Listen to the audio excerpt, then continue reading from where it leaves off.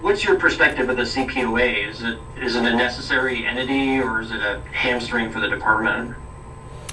I think it's a good idea. I do, and I think the challenges that it's had is it needs to be independent, but it has to have some entity that does things like HR and recruiting and staffing and finance.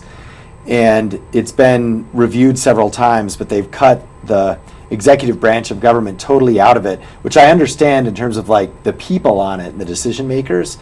But someone has to like process payroll and things like that. So you can only be so independent.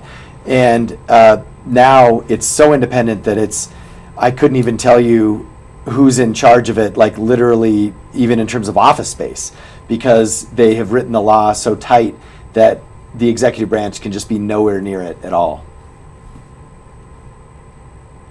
Regarding the CPOA, is it fair to describe that as essentially a balance to the chief of police office when it comes to analyzing officers, allegations of officer misconduct?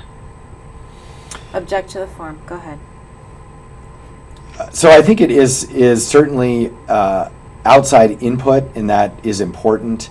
And I think the challenge with it, though, is it's only as good as it functions. So conceptually, I love the idea.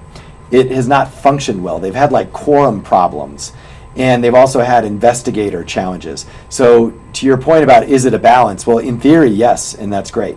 But if it doesn't perform well, like if it can't actually get the job done, then obviously it doesn't fulfill that balancing role.